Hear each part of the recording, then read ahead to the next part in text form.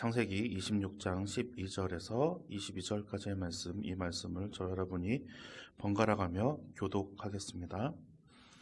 이삭이 그 땅에서 농사하여 그 해에 100배나 얻었고 여호와께서 복을 주심으로 사람이 창대하고 왕성하여 마침내 거부가 되어 양과 소가 때를 이루고 종이 심히 많음으로 블레셋 사람이 그를 시기하여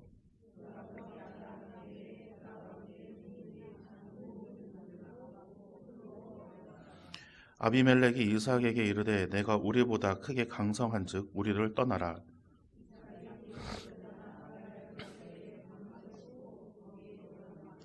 그 아버지 아브라함 때에 팠던 우물들을 다시 팠으니 이는 아브라함이 죽은 후에 블레셋 사람이 그 우물들을 메웠음이라. 이삭이 그 우물들의 이름을 그의 아버지가 부르던 이름으로 불렀더라.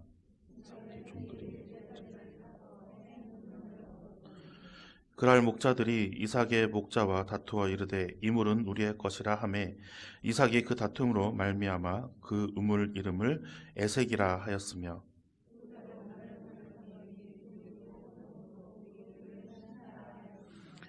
이삭이 거기서 옮겨 다른 우물을 팠더니 그들이 다투지 아니하였으므로 그 이름을 르호봇이라 하여 이르되 이제는 여호와께서 우리를 위하여 넓게 하셨으니 이 땅에서 우리가 번성하리로다 하였더라. 아멘. 네, 오늘도 이 자리에 나오신 분들 하나님께서 기뻐하시리라 생각합니다. 어제 이제 유아유치부 성경학교를 참 은혜 가운데 마쳤습니다.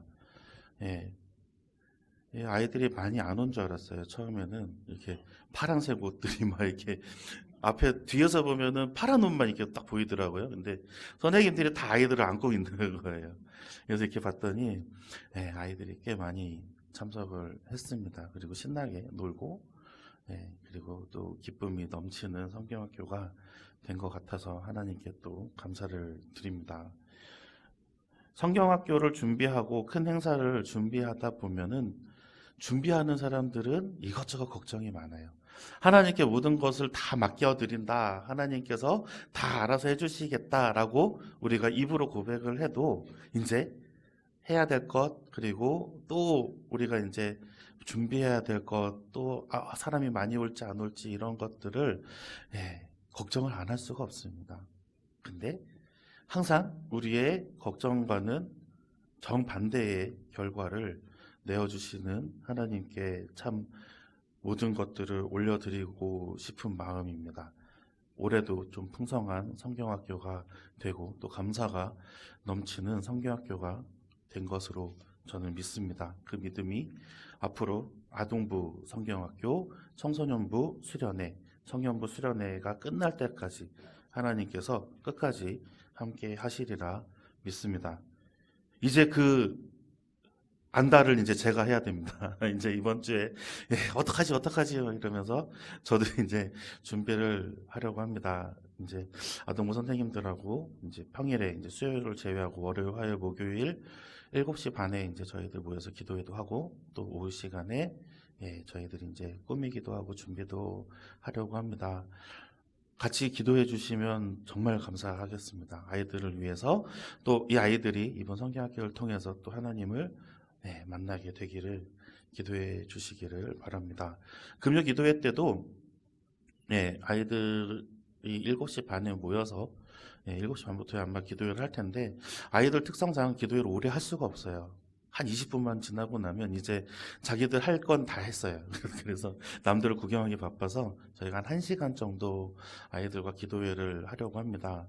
근데 작년에 아이들이 하나님께 기쁨이 되는 사람이 되고 싶어요 라는 고백까지 한 일이 있었어요. 올해는 더 하나님께 가까이 나아가는 기도회가 되리라 믿습니다. 그래서 우리 어르신들이 오셔서 아이들을 위해서 아이들 손도 잡고 기도해 주시고 아이들을 끌어안고 기도도 해주시고 해주셨으면 정말 감사드리겠습니다.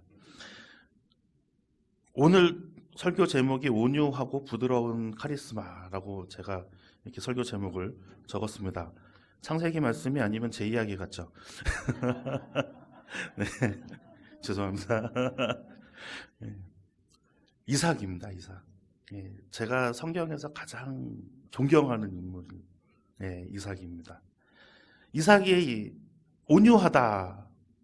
이삭은 다른 누구보다 온유하다. 그리고 다툼을 싫어하죠.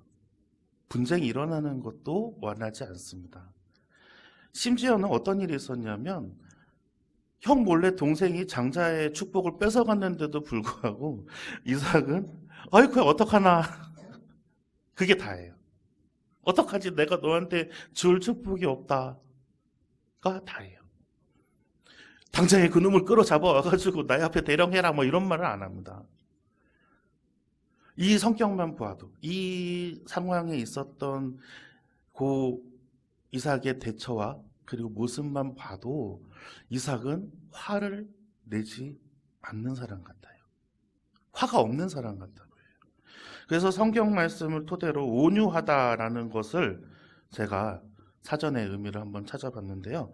성격, 태도 따위가 온화하고 부드럽다라는 것이 사전에 있는 내용입니다.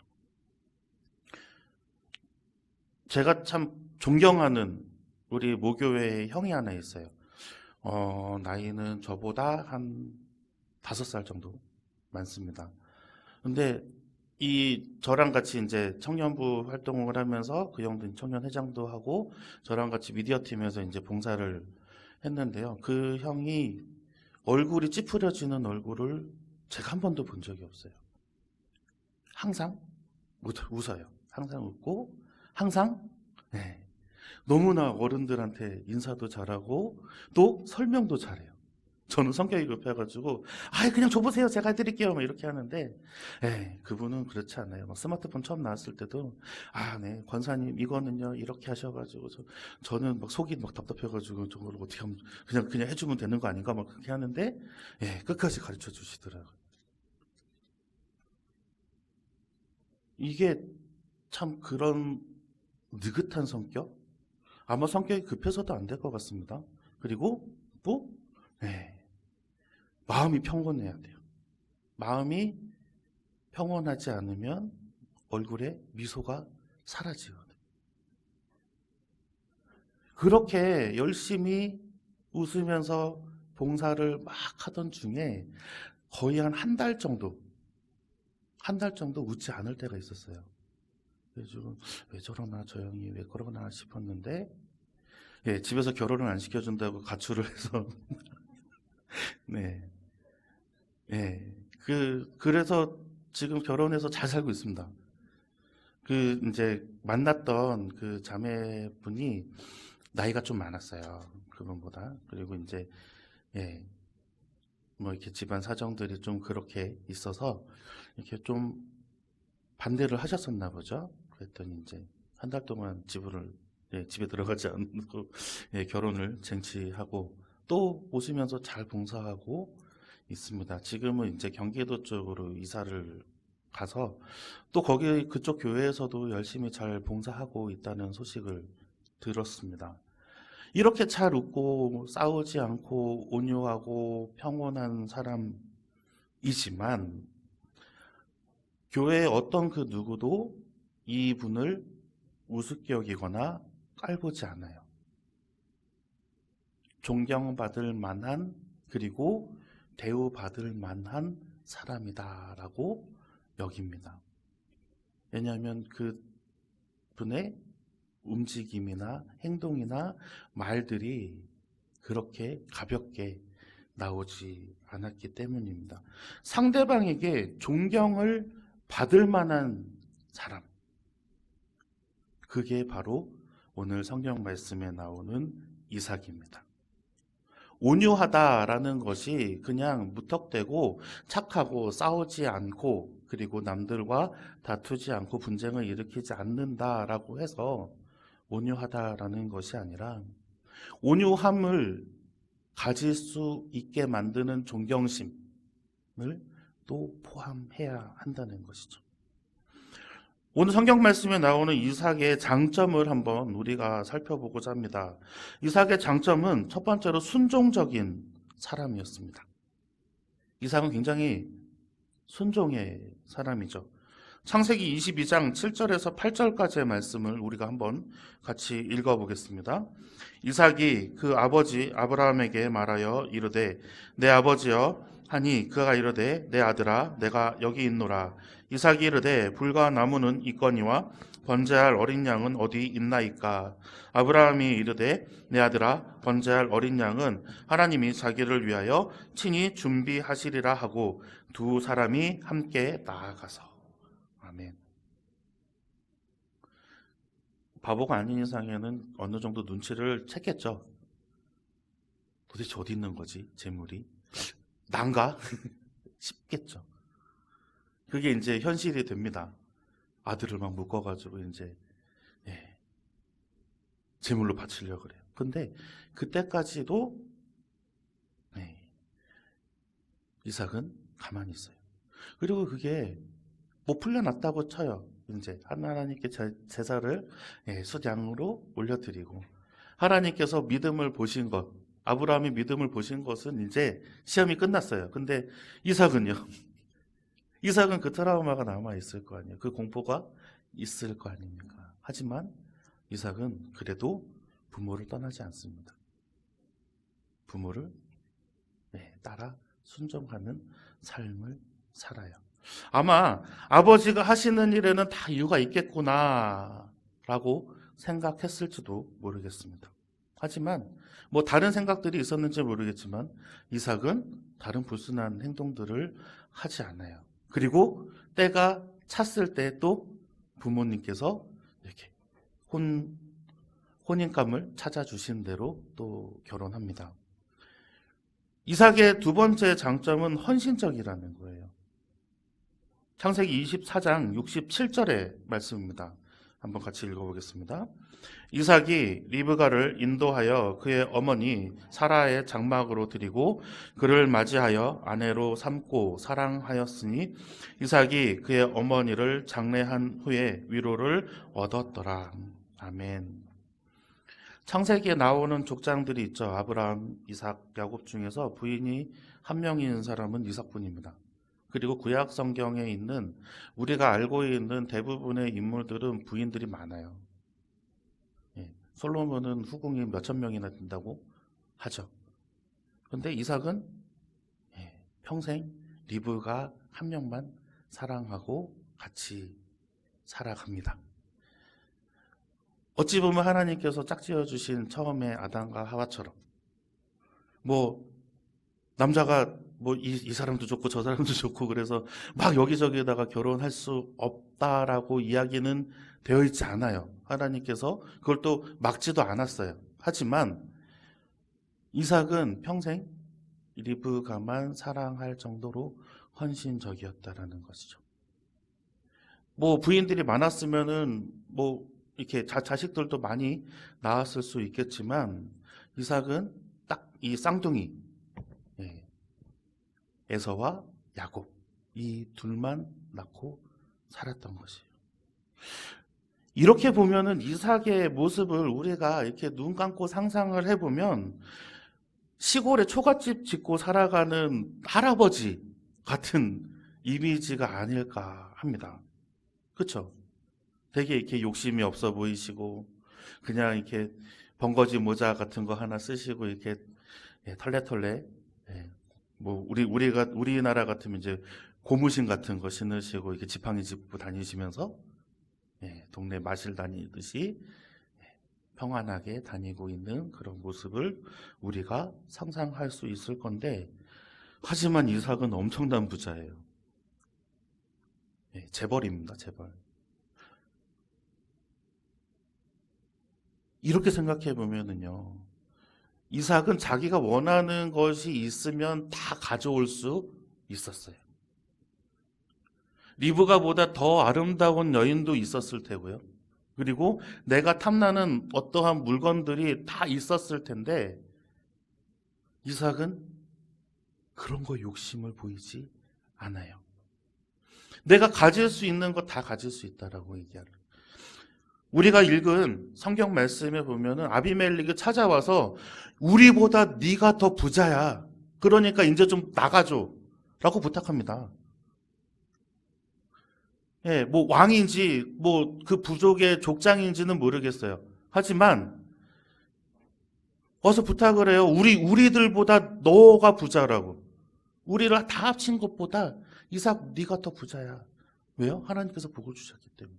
그만큼의 부를 가지고 있는데도, 힘이 있는데도 불구하고 그것을 함부로 쓰거나 그리고 함부로 원하는 것을 취하지 않습니다. 창세기 26장 12절과 13절의 말씀을 우리 한번 같이 읽어보겠습니다. 이삭이 그 땅에서 농사하여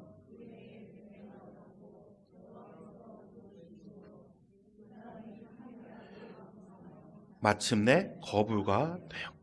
아멘. 네. 마침내 거부가 되어. 우리도 참 하고 싶은 말이 아닙니까?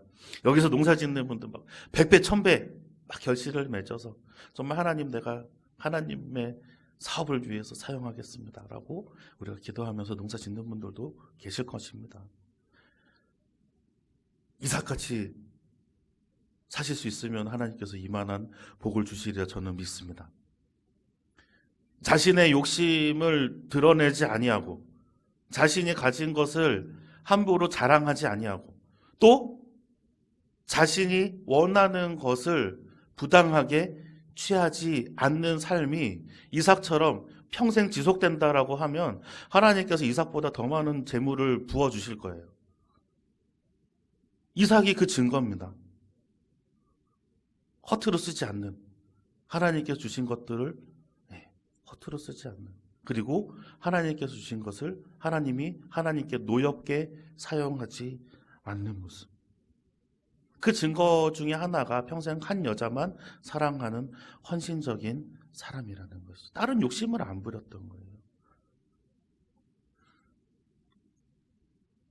그리고 우리가 이제 마지막으로 살펴보면 이삭은 물 찾는데 도사죠. 우물 파는 사람.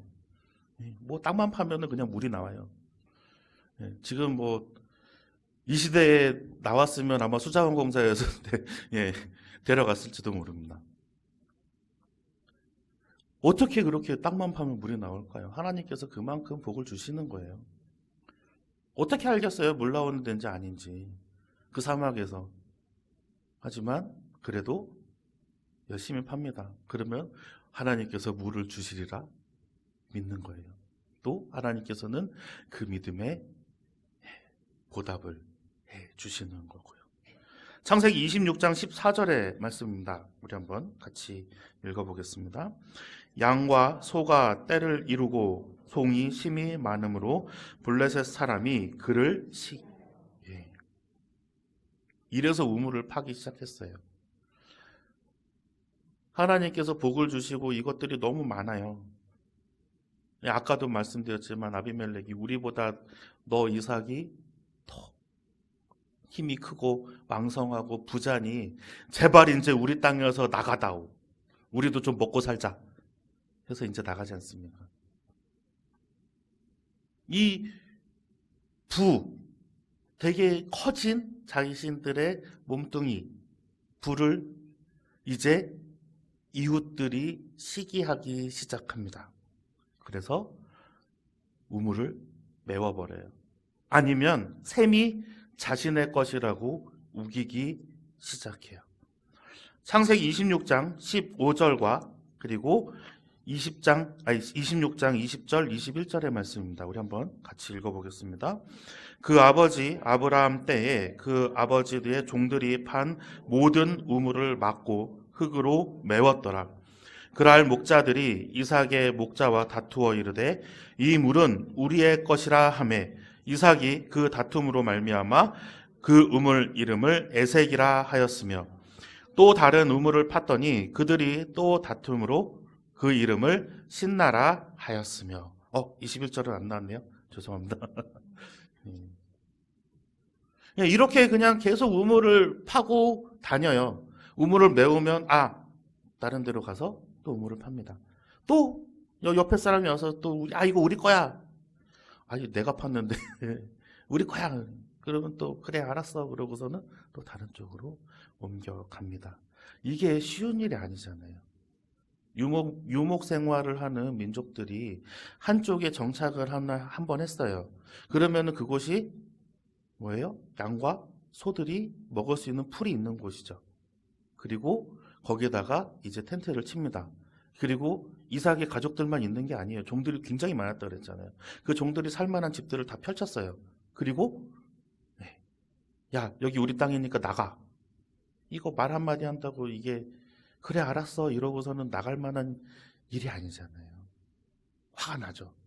확 때릴까? 싸울까? 막 할 수도 있어요. 왜? 힘이 없진 않잖아요. 양과 소뿐만이 아니라 자신을 위해 싸워줄 종도 심이 많았다 그랬어요. 심이 많았다.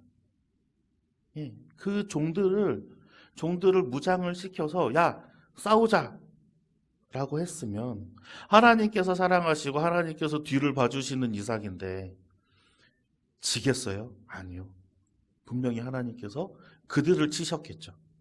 하지만 이삭은 또 자리를 피합니다. 뭐 캠핑 하시는 분들은 알겠지만 텐트 한번 치고 접는 게 보통 일이 아니잖아요. 네. 막 텐트를 쳤어요. 그것도 뭐 한 동이 아니라 막 수십 동을 칩니다. 쳐놨는데 예, 여기서 텐트 치면 안 돼요. 막 공무원들이 와가지고 딴 데 가서 치세요. 그러면은 공무원들하고 우리 싸우죠. 당신이 뭔데 여기 뭐 치치라 말하냐고 막 그렇게 얘기를 합니다. 하지만 이삭은 다툼이 일어나는 것을 원하지 않았기에 물러납니다. 이삭의 모습을 보면서 저는 예수님의 모습을 좀 떠올렸어요. 예수님께서 원하시는 삶이 바로 그런 삶이 아닌가. 인간의 모습으로 오셨을 때부터 우리에게 심판을 주러 오시는 것이 아니라 평화와 화해를 주러 오셨잖아요.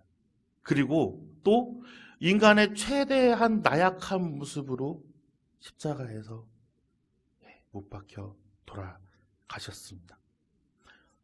그렇게도 연약할 수 없었죠.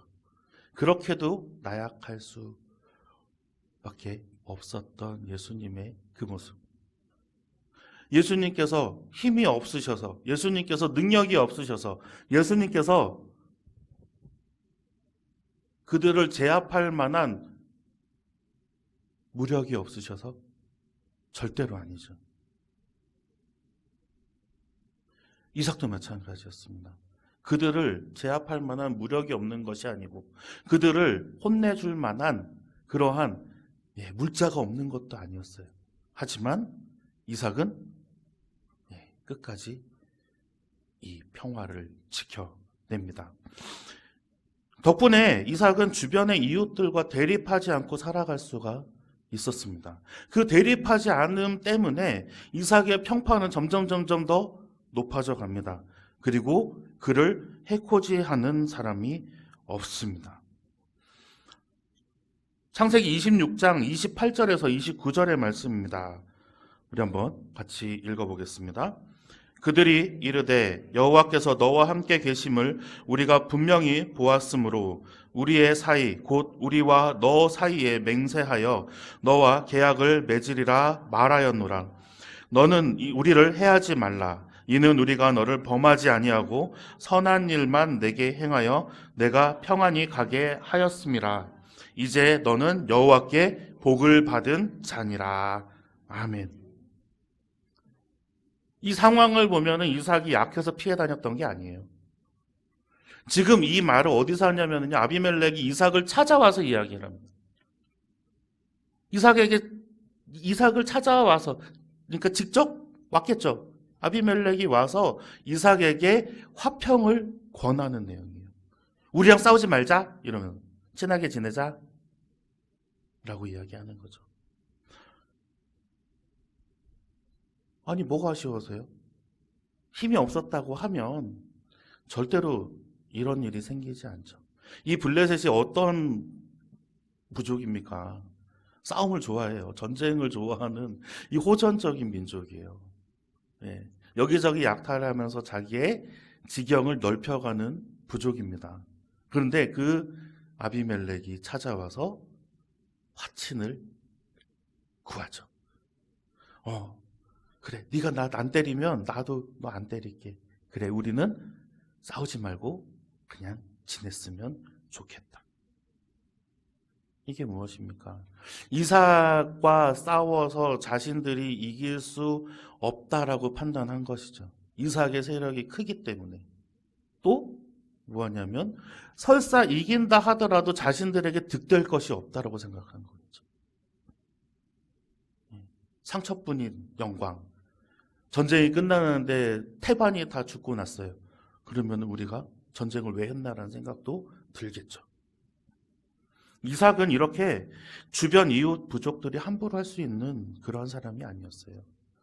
그런데도 교만하지 않습니다. 그런데도 그것을 내세우지 않아요. 그것을 가지고 어떻게 자신들의 이득을 취하려 하지 않아요. 야곱 같았으면 어떻을까요? 야곱 같았으면 이거를 극대화시켜가지고 자기의 부를 확 하고 늘렸겠죠. 야곱이라는 그 캐릭터는 그런 캐릭터거든요. 하지만 이삭은 만족할 줄 알았어요. 하나님께서 주신 것이, 하나님께서 내게 내려주신 것이 그것이 전부라는 것을 알았기 때문에. 하나님께서 내게 내려주시는 모든 것들이 내가 잘나서 하는 것이 아니라 하나님께 감사하라고 주시는 것이구나 라고 자족할 줄 알았기 때문에 그래요. 안 주시면 안 주시는 대로, 주시면 주시는 대로 나에게 오늘 내려주시는 것이 어떠한 것이든 간에 내가 하나님께 감사할 줄 아는 사람을, 그것이 바로 이삭입니다. 현재는 어떨까요? 가진 사람이 더 많이 가지게 되죠. 그리고 힘 있는 자가 자기 힘을 과시하게 되죠. 그것을 바라보면서 우리는 당연하다라고 생각을 합니다. 그래, 그럴만하지 뭐. 그 정도 사는데, 그 정도 권력이 있는데. 이런 시대에서 이삭의 온유함을 이 시대 사람들이 깨달았으면 합니다. 내가 가지고 있더라도, 그 부가 있더라도, 그 권력이 있더라도, 그리고 힘이 있더라도 그 힘의 원천이 어디에서부터 나온 것인지 그것을 우리가 깨달은다 하면 우리가 온유해지며 또 그 힘을 함부로 사용하지 아니하며 또 그 부를 자랑하지 않는 이삭과 같은 온유한 사람이 될 것입니다. 우리 원통교회 성도님들은 이삭과 같은 온유함을 닮아가시기를 소망합니다. 이 이삭을 통하여서 하나님께서 주시는 것들을 만족하며 사시고 또 이삭과 같이 또 남들과 화평하시며 온유한 삶을 살아가시는 원통교회 성도님 되시기를 간절히 소망합니다.